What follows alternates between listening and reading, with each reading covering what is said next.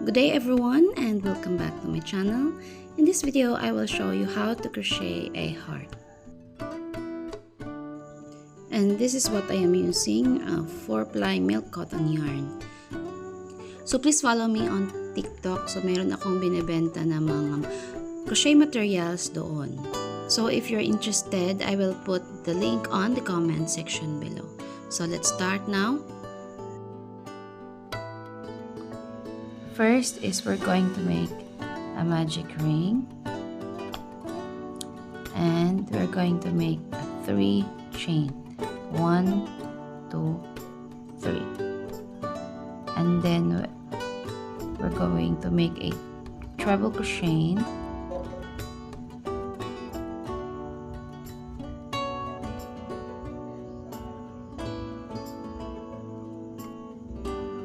another treble crochet. So gagawa po tayo ng 3 treble crochet. Hindi pa kasama itong 3 chain.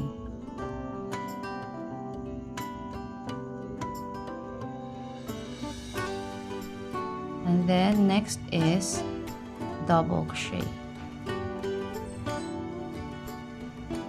So gagawa po tayo dito ng 3 double crochet.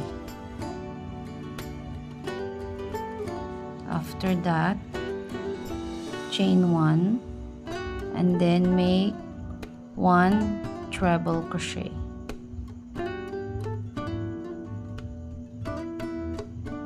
Chain 1 again and make a double crochet.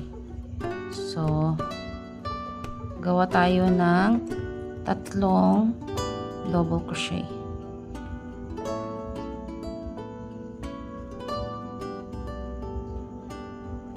Second double crochet, third double crochet, and then next is gawa tayo ng treble crochet. So gawa po tayo dito ng 3 treble crochet.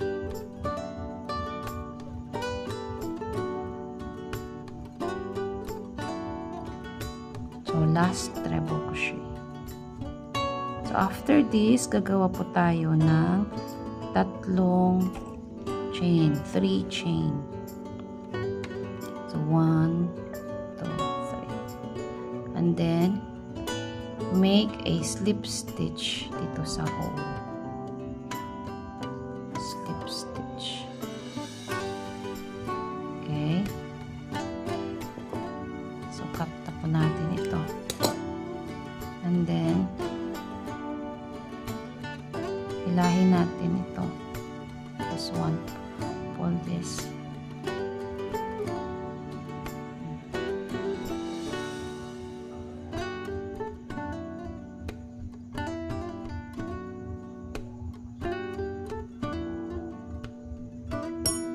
And we're done.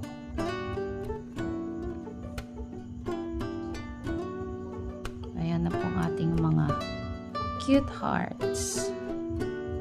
So ilalak lang natin ito.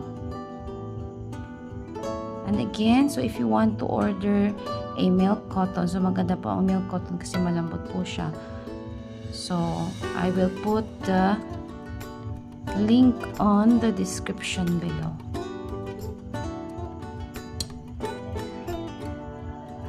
So, thanks for watching.